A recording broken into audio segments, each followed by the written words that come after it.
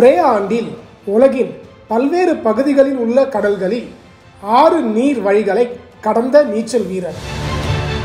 Guinness சாதனையாளர். இந்தியாவில் விளையாட்டு வீரர்களுக்கு வழங்கப்படும் உயரிய விருதான அர்ஜுனா விருதை பெற்றவர்.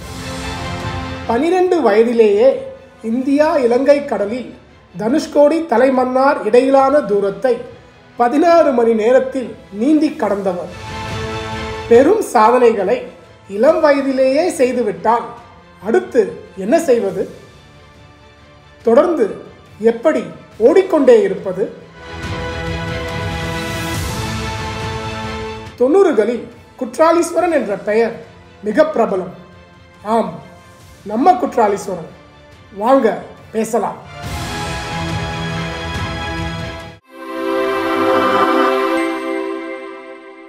Chat with Casey, chat with Karthik Chidambaram, Kutral Veerabhadran or Kutraleeswaran அப்படின்னா 90's kids எல்லாருக்குமே தெரியும்.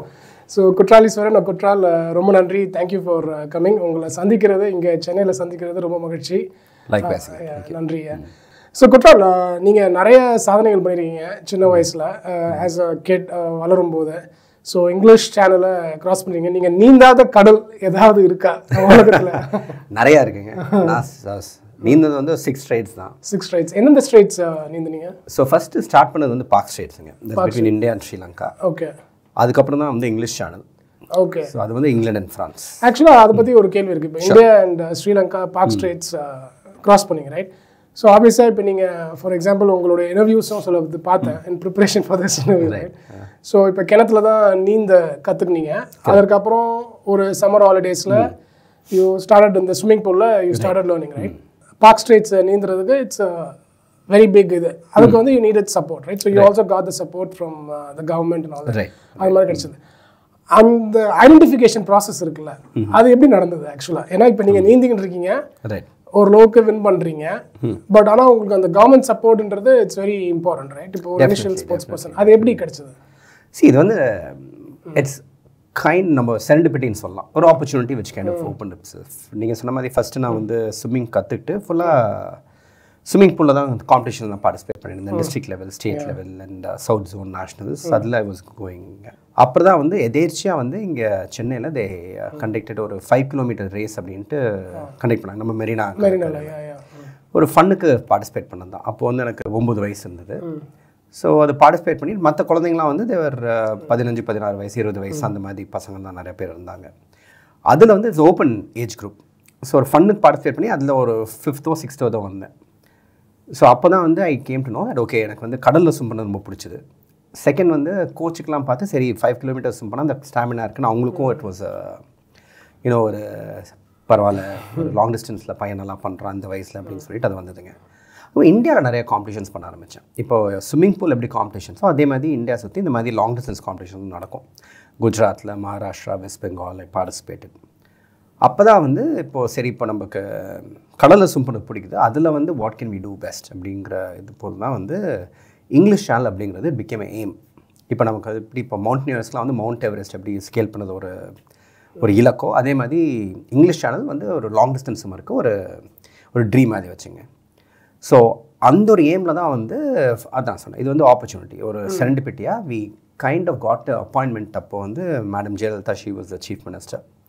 We got an appointment to meet with அந்த ஸ்போர்ட்ஸ் பாடி அவங்க மூலமாக போனதுனால. ஸ்போர்ட்ஸ் பாடி மூலமாக தான் இந்த தமிழ்நாடு ஸ்போர்ட்ஸ் கவுன்சில் அங்கே அந்த STAT. ஏன்னா அதுக்குள்ளேயே நிறைய இந்தியாவில் காம்படிஷன்ஸ் பண்ணியிருந்தீங்களா. ஓகே. ப்ளஸ் ஈரோடு என்னோட சொந்த ஊர். ஓகே. ஸோ ஈரோடு பேஸ் பண்ணி அப்போ ஒரு மினிஸ்டர் இருந்தார், if I remember right. So அவரையும் மீட் பண்ணி அவர் மூலமாகவும் வந்து we are trying to meet madam. Only aim வந்து இங்கிலீஷ் சேனல் கிராஸ் பண்ணோம். அப்புறம் அந்த காலத்தில் வந்து it was very expensive affair, of course. அதனால் வந்து we wanted the government support. So அப்படி மீட் பண்ணது தான் வந்து வி காட் அன் ஆப்பர்ச்சுனிட்டி. அந்த ஒரு மீட்டிங் வந்து சேஞ்ச் எவ்ரி திங். ஏன்னா அந்த மீட்டிங்கில் எனக்கு ஒன்று ஞாபகம் இருக்குது, 7th ஸ்டாண்டர்ட் படிச்சுட்டு இருந்தேன். ஸோ போயிட்டு மீட் பண்ணேன் ஃபஸ்ட்டு. அவங்க வந்து ரொம்ப நாளாக பேசிகிட்டு இருந்தாங்க.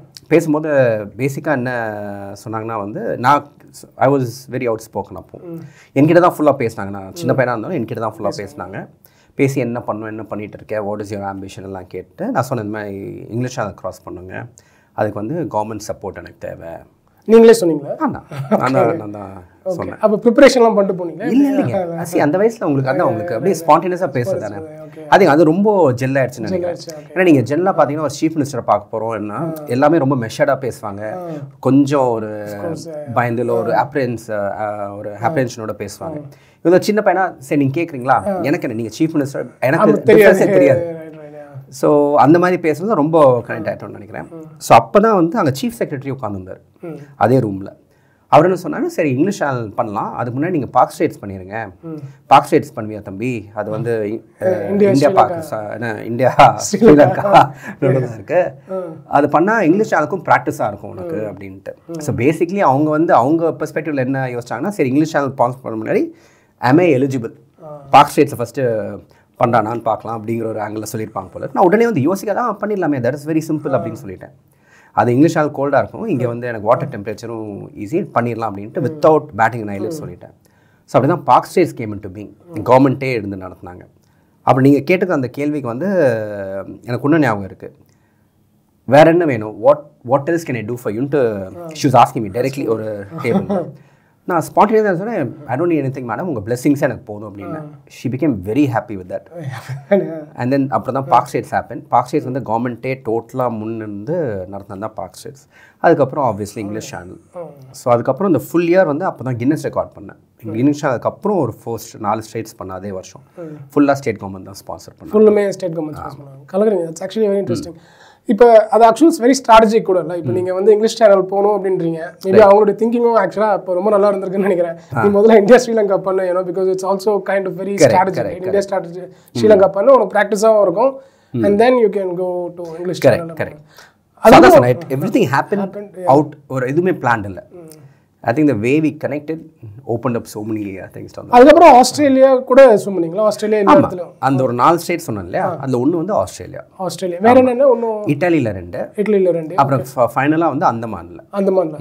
ஆக்சுவலாக எனக்கு நல்லா ஞாபகம் இருக்கு, பிகாஸ் ஆஸ் அ கிட் வந்து பார்த்தீங்கன்னா அப்போலாம் வந்து பேப்பரை திறந்தா குற்றாலீஸ்வரன் அப்படின்னு சொல்லிட்டு வரும், ரைட்?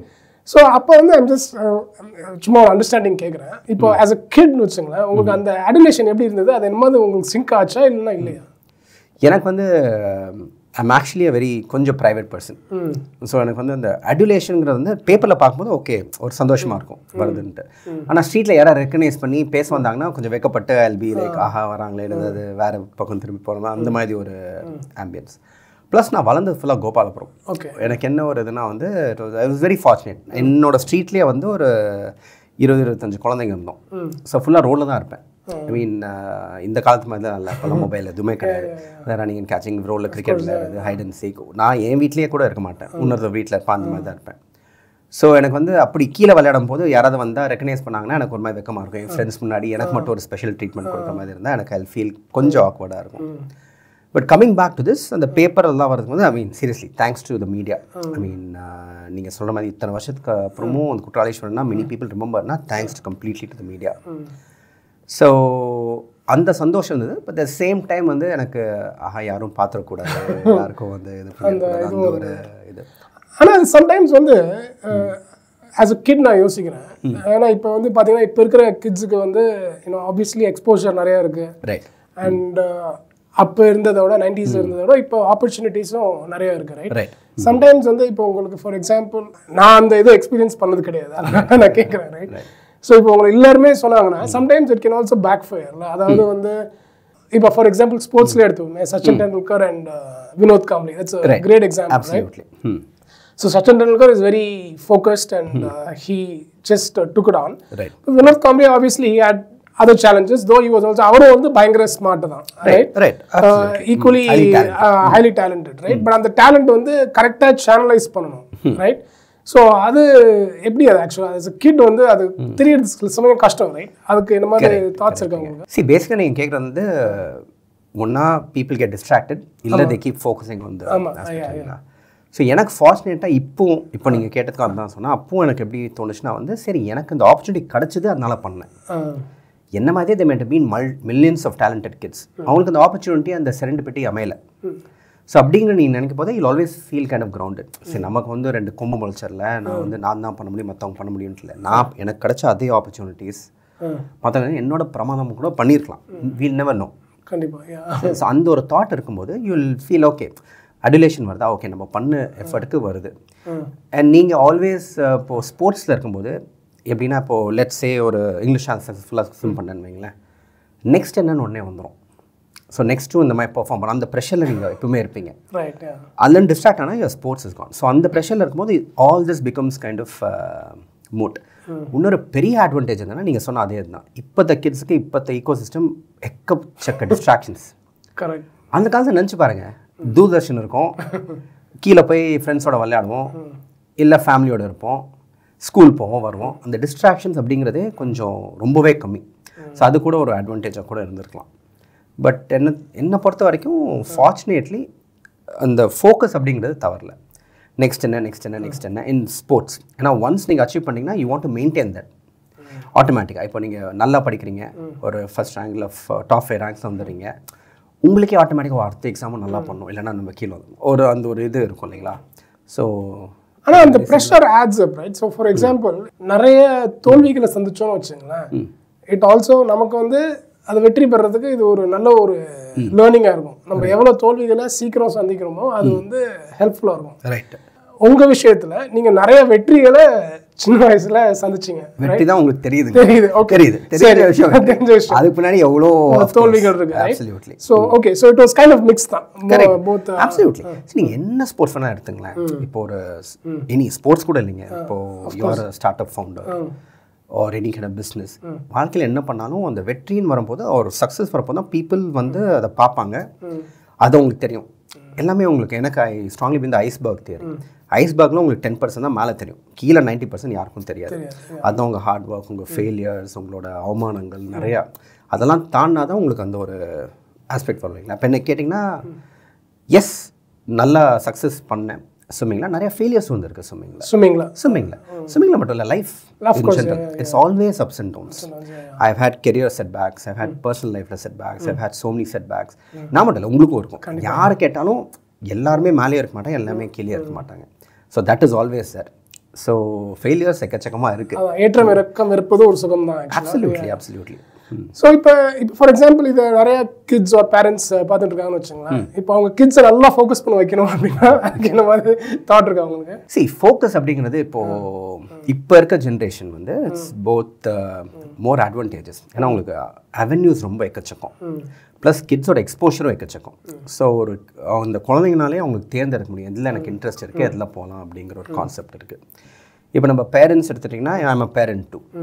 ஸோ என்னோடய கான்செப்ட் எப்படின்னா வந்து எதுலையுமே ஃபோர்ஸ் பண்ணக்கூடாது. ஃபோர்ஸ்னால் ஒரு பேசிக் அது எஜுகேஷன் இருக்கா, அது இருக்கா, அஃப்கோர்ஸ் அந்த பேரண்டல் அந்த கைடன்ஸ் ஒரு இன்ஃப்ளூயன்ஸ் இருக்கணும். மற்ற பிரகாரம் வந்து நம்மளோட responsibility ends when we give them the perfect foundation. Foundation கொடுத்து தான் நம்ம வேலை. அந்த ஃபவுண்டேஷன் ப்ராப்பராக கொடுத்துட்டா, ஒரு செல்ஃப் கான்ஃபிடன்ஸ் இன்ஸ்டில் பண்ணிட்டோம்னா அந்த குழந்தைகிட்ட, they can kind of like chart their life. இப்போ அந்த காலத்தில் இருக்க மாதிரி சரி ஒரு இன்ஜினியர் ஆகணும், வக்கீல் ஆகணும், டாக்டர் ஆகணும், அந்த மாதிரி ஒரு கான்செப்ட் வந்து இருந்தது. அப்போது ஒரு various different kind of thought process.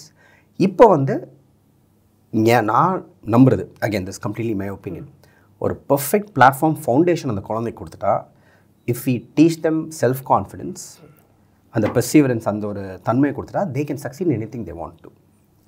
So அப்படி தான் நான் ஃபீல் பண்ணுறேன், instead of forcing something. So நீங்கள் வந்து கோபாலபுரத்தில் நீங்கள் டிஏவியில் தான் படிச்சிங்களா? ஆமாங்க, டிஏவி கோபாலபுரம். ஆமாம். ஓகே, இப்போ வந்து ஜென்ரலாக வந்து பார்த்தீங்கன்னு வச்சுங்களேன், இப்போ for example sports is very important அப்படின்றத எல்லாருமே உணர்றாங்க. அதில் வந்து அந்த இது கிடையாது.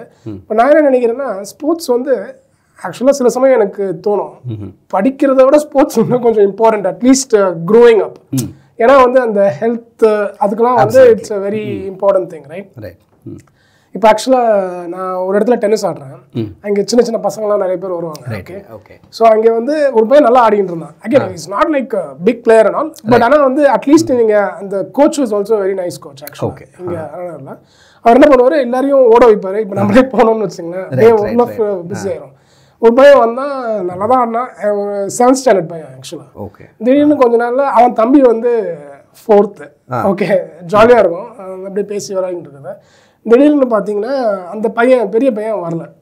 ஓகே, என்னப்பா அப்படின்னு சொல்லிட்டு தம்பியை கேட்டேன். இல்லை அவர் வந்து ஃப்ரிட்ஜை ஜாயின் பண்ணிட்டாரு 7th ஸ்டாண்டர்ட்லேயே அப்படி அப்படின்றாங்க. ஸோ ஆனால் பட் ஆக்சுவலாக அதுக்கு பதிலாக அந்த ஸ்போர்ட்ஸ் டீம் கண்டினியூ பண்ணான்னு வச்சுக்கோங்க. அட்லீஸ்ட் ஒரு 8th 9th 10th நம்ம அந்த அளவுக்கு காம்படிஷன் வின் பண்ணுறோமோ இல்லையோ, ரைட், நமக்கு ஹெல்த்தியாக ரொம்ப இருப்போம் இல்லையா? ஸோ அதை பற்றி ஆஸ் ஸ்போர்ட்ஸ் மேனாக நீங்கள் ஓடி போகணும். நீங்கள் என்ன ஷேர் பண்ணுறீங்க? அது அப்சல்யூட்லிங்க. இப்போ வந்து நம்ம ஸ்போர்ட்ஸ் வந்து 2 விதமாக பார்க்கலாம் இல்லைங்களா? ஒன்று வந்து டிசிப்ளின் ஹெல்த், ஒன்று வந்து competitive sports. Competitive sports professional sports, be it cricket or swimming or whatever it is. அது உங்களுக்கு ஒரு மினி ப்ரொஃபஷனாகவே ஆயிரும். நீங்கள் சொன்ன மாதிரி எல்லாருமே காம்படிட்டிவ் ஸ்போர்ட்ஸ் பண்ணணும்னு அவசியமே இல்லை. அட் த சேம் டைம் ஏதாவது ஒரு டிசிப்ளின் ஒரு 2 டிசிப்ளின் எடுத்துகிட்டு அதில் கண்டினியூஸாக ப்ராக்டிஸ் பண்ணிங்க வைங்க. ஒன்று உங்களுக்கு வந்து இந்த டிசிப்ளின் வந்துடும் லைஃப்பில். அப்புறம் நீங்கள் என்ன காம்படிட்டிவ் லெவலில் போனோன்னா கூட யூல் சி ஆர் நீங்கள் மற்ற குழந்தைங்களோட டென்னிஸ் விளையாடுறீங்களோ இல்லை பேட்மிண்டன் வாட் எவர், உங்களோட பெட்டராக விளையாடுறவங்க இருப்பாங்க, உங்களோட கம்மியாக விளையாடுறவங்க இருப்பாங்க. So they'll see the ups and downs. அந்த காம்படிட்டிவ் நேச்சர் வந்து எப்படி ஹேண்டில் பண்ணுங்கிறது தெரிஞ்சிடும் மெயினாக. அப்புறம் வந்து ஒரு கான்ஃபிடென்ஸ் இருக்கும். இப்போ ஒரே ஸ்போர்ட் வந்து எந்த குழந்தை எனி ஸ்போர்ட் ஒரு 5 வருஷம் தொடர்ந்து ப்ராக்டிஸ் பண்ணி பண்ணாங்கன்னா definitely they'll be good in it. So அதே வந்து ஒரு கான்ஃபிடன்ஸ் வந்துடும். So they don't have to go competitive. So நீங்கள் சொன்ன பாயிண்ட் நான் டோட்டலாக ஆதரிக்கிறேன். at the end of the day படிச்சுட்டேவும் இருக்க முடியாது. 24/7 எப்படி ஒரு குழந்தை படிக்க முடியும்? அவங்களுக்கு என்டர்டெயின்மெண்ட் வேணும், ஒரு ஹாபி வேணும், ஒரு எல்லாம் வேணும். அந்த ஹாபியாக ஒரு ஸ்போர்ட் இருக்கலாம், இல்லை எனி ஒரு ஸ்கில் இருக்கலாம். ஸ்போர்ட்ஸ் மட்டும் இல்லை, I'm talking about like let's say டான்ஸில் நல்லா அந்த குழந்தை பண்ணுதா இல்லை பாடுதா what not. Outside of studies ஏதாவது ஒன்றில் ஃபோக்கஸ் பண்ணி மேக்ஸிமம் 2ல் ஃபோக்கஸ் பண்ணி அதில் சஸ்டெயின்டாக ஃபோக்கஸ் பண்ணாங்கன்னா அது லைஃப்க்கு நல்ல ஒரு ஃபவுண்டேஷனாக இருக்கும். நான் என்ன சொல்கிறேன்னா, இப்போ லைஃப்பில் வந்து நம்ம முன்னாடி பேசின மாதிரி ஏற்றம் இருக்கும், இறக்கம் இருக்கும். அது எப்படி மேனேஜ் பண்ணுறாங்கன்னா சக்ஸஸ் லைஃப். இப்போ நம்ம வந்து ஏற்றத்தில் ரொம்ப நமக்கு தலகணம் வந்து நான் தான் பெஸ்ட் அப்படின்னா முடிஞ்சுது. அதே மாதிரி நீங்கள் தோல்வி சந்திக்கும் போது என்னால் ஒன்றுமே பண்ண முடியல, நான் வேஸ்ட்டு நினச்சாலும் முடிஞ்சுது.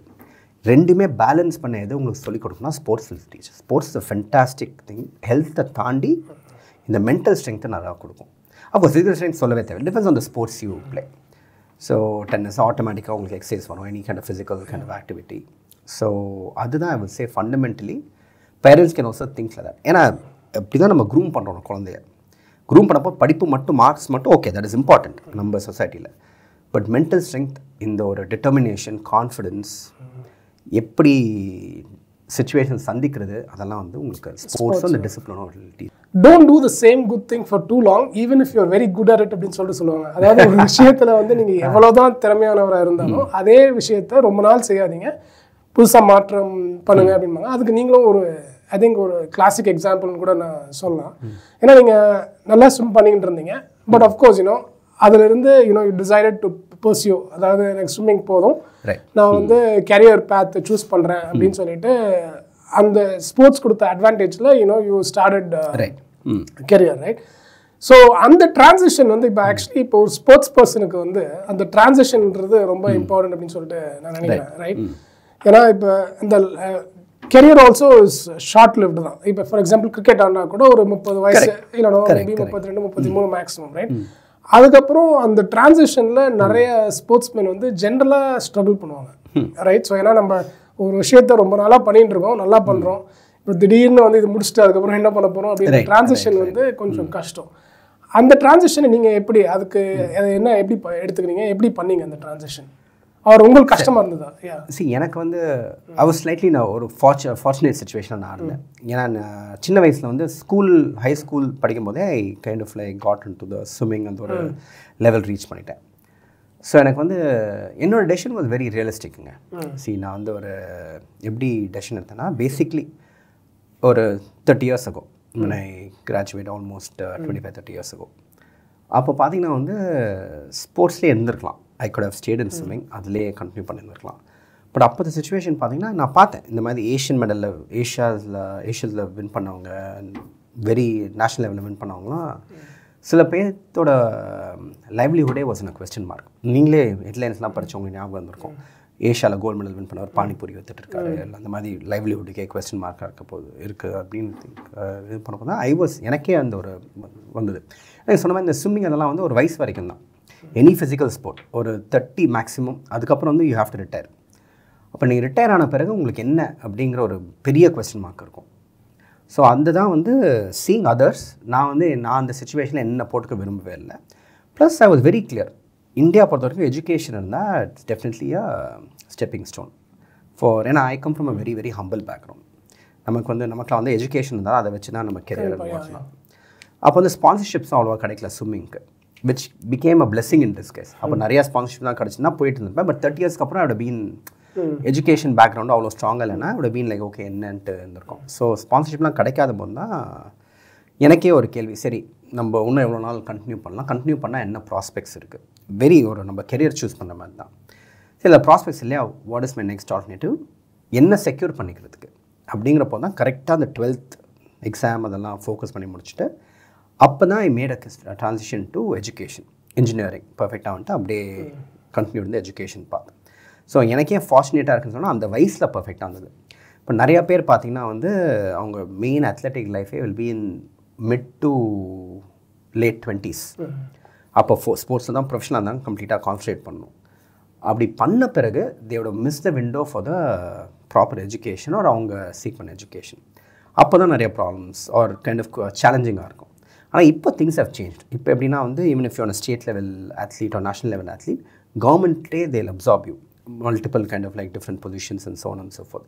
ஸோ அப்போ இருந்த மாதிரி டயர் ஸ்ட்ரைட்ஸ் இல்லை, but still is a question mark. கண்டிப்பாக right. So things have change right. So கண்டிப்பாக திங்ஸ் ஹவ் சேஞ்ச். அண்ட் இது ஒரு நல்ல எக்ஸாம்பிள் கூட ரைட். இதாவது ஒரு வெற்றி பெறுறதுக்கு or you know even professionally to be successful ஒரு நல்ல வாழ்க்கை வாழ்றதுக்கு ஒரு பேத் மட்டும் கிடையாது அப்படின்றதுக்கே ஒரு கிரேட் எக்ஸாம்பிள் ரைட். உங்கள் ஆப்ஷன்ஸை வெயிட் பண்ணுறீங்க, இந்த ஆப்ஷனை நான் இதில் முழு மனதாக இதில் இறங்குறீங்க, இல்லை நான் இது பண்ணாமல் நான் முழு மனதாக இதில் இறங்குனேன்னா அதுலேயும் ஆப்பர்ச்சுனிட்டி இருந்திருக்கலாம் அவர் இருந்திருக்கும், but we don't know right. So இப்போ வந்து நீங்கள் சொல்கிற மாதிரி நிறைய ஆப்பர்ச்சுனிட்டிஸ் இருக்குது, but and also it's never too late too right. இப்போ I think maybe things have changed a little bit கூட நான் நினைக்கிறேன். ஏன்னா நீங்கள் சொன்ன மாதிரி தான், ஏன்னா இப்போ 20 இயர்ஸ்க்கு அப்புறம் இப்போ நான் ஃபுல்லும் ஸ்போர்ட்ஸ்லேயே இருக்கேன்னு வச்சுங்களேன், ஒரு வேளை ஒர்க் அவுட் ஆகலை அப்படின்னா சரி எனக்கு காலேஜ் தான் போய் படிக்கணுன்ற அவசியம் கிடையாது, இப்போ எல்லாமே இருக்கு, நம்ம அந்த எக்ஸ்பீரியன்ஸை வச்சு நம்ம எதை வேணாலும் பண்ணலாம்.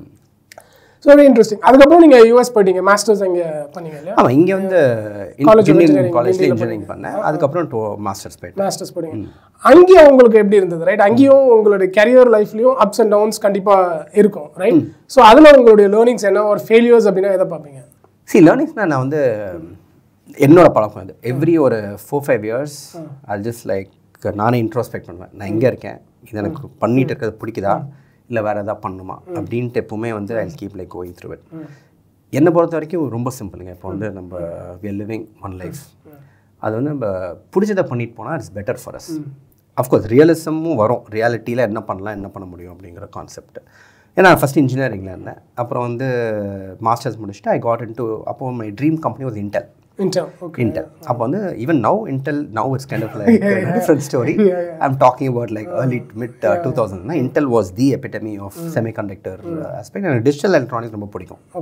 So I did my masters in that. Intelலையும் வேலை கிடைச்சது. மாஸ்டர்ஸ் எந்த யூனிவர்சிட்டி பண்ணீங்க? டெக்சாஸ் டாலஸ்ல.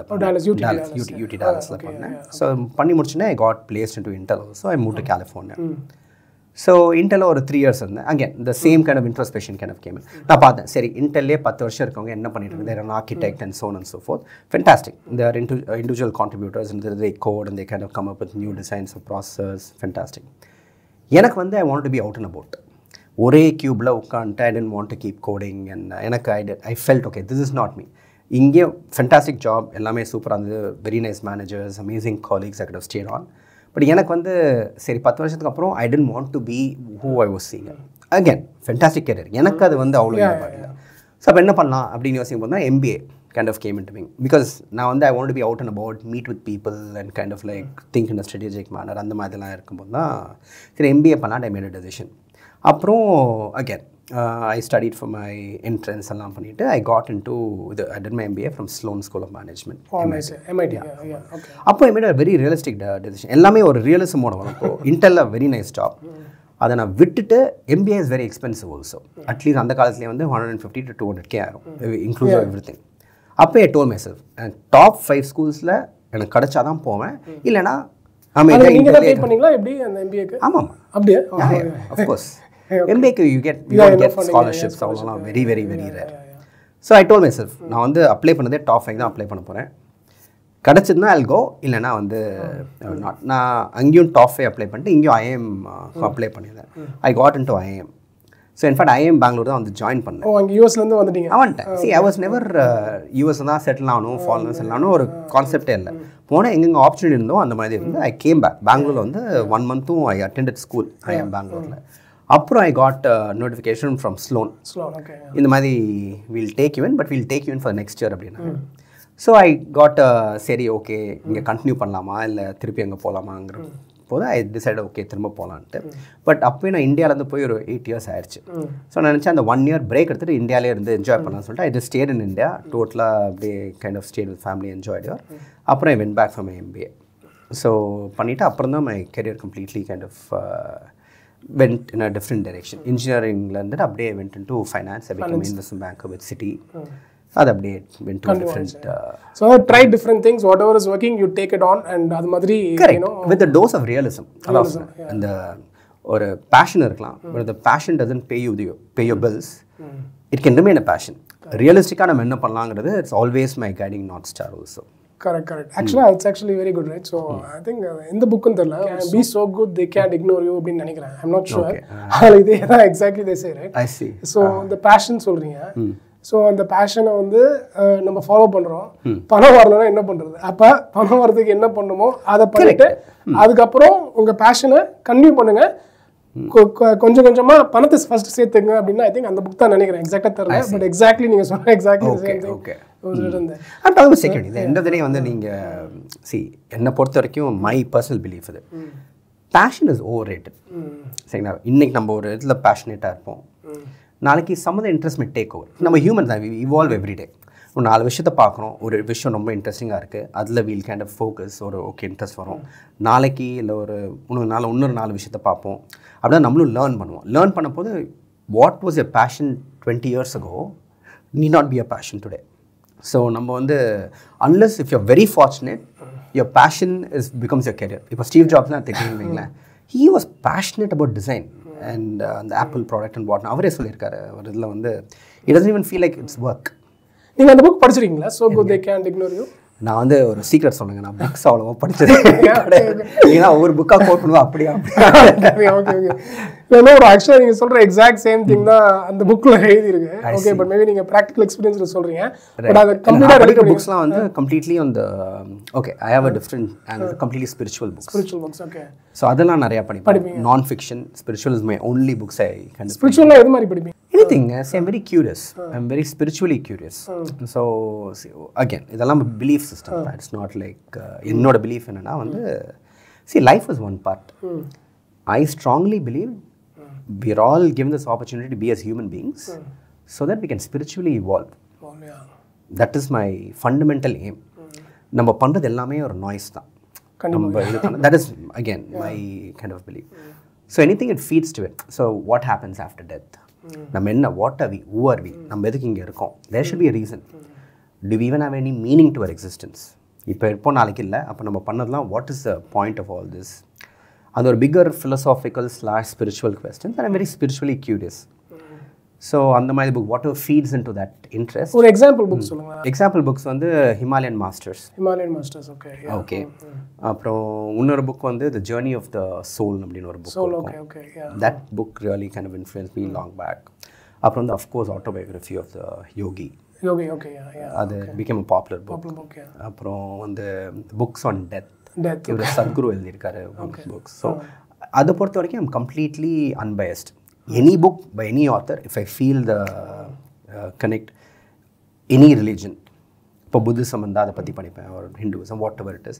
But beautifully என்னன்னா like based on my very limited exposure and knowledge, எல்லாம் சொல்கிறது ஒரே விஷயம் தான். Everything intersects in one point. The paths are different.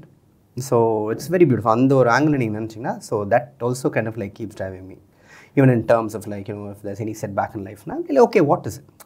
The problem வந்து கல்லை எப்படியும் பார்க்கலாம். When you think about a completely different perspective, it makes it easier for me to navigate anything that's happening in this particular realm. But anyway, அது ஒரு completely separate topic. Very interesting. So உங்களை எப்படி நீங்கள் மேம்படுத்திக்கிறீங்க? அதாவது இப்போ நிறைய புதுசாக வந்துகிட்டு இருக்கு, உங்களை நீங்கள் எப்படி மேம்படுத்திக்கிறீங்க? அது வந்து பேசிக்லிங்க இப்போ ஒன்று வந்து career driven, I have to, certain things I have to be on top of it. For example, I'm in the tech field. And before this, I was in the venture capital field. I was investing in technology companies.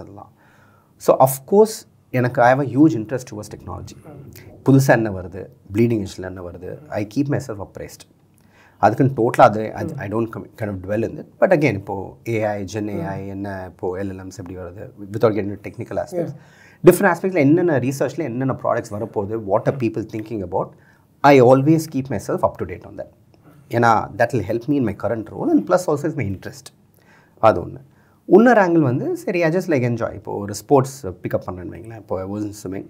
But once you're on a sport, நீங்கள் எப்பவுமே you try keeping yourself active. I play a lot of cricket. இப்போ I used to actually not play. அது வந்து குழந்தை பிறந்தோடனே of course that took a back seat. இல்லைனா weekends ஃபுல்லாக cricket தான் அங்கே wherever I am. I took to badminton. அது ஒரு நியூ எக்ஸ்ப்ளரேஷன். அப்புறம் I took to இப்போ ரீசெண்டாக pickle ball is picked up இந்தியாவில் இப்போ வந்துட்டு இருக்கேன்னு கேள்விப்பட்டேன். ஸோ அந்த மாதிரி I try new sports and I keep myself engaged on the concept. அப்புறம் வந்து of course I news bets here and there. அப்புறம் இப்போ கன்சியூம் பண்ணுறது எல்லாமே ப்ரொடக்ட்னு சொல்ல மாட்டேன். Entertainment lot. I am big into movies. ஆமாம். எது மாதிரி படம்லாம் பார்ப்பீங்க? எந்த படம் தான் ரிவ்யூ நல்லா இருந்தால் பார்ப்பேன். அது ரொம்ப சௌரியமாகிடுச்சு. இப்போ இன்டர்நெட்டில் வந்து you have so many reviewers. So across languages ஒரு படம் ரொம்ப நல்ல ரிவ்யூனா போய் பார்த்துருவேன். அஃப்கோர்ஸ் நம்ம மாஸ் ஹீரோ மூவிஸ்லாம் எப்படி இருந்தாலும் போய் பார்த்துருவேன். Right.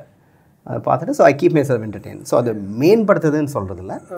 But kind of living with all my kind of like things going forward. So ரொம்ப நன்றி குட்ராலீஸ்வரன். குட்ரால் என்ஜாய் பண்ண இந்த கான்வர்சேஷன் ரொம்ப நல்லா இருந்தது. உங்களுடைய நேரத்திற்கு மிக நன்றி. ஷோர். நன்றி. Pleasure meeting you.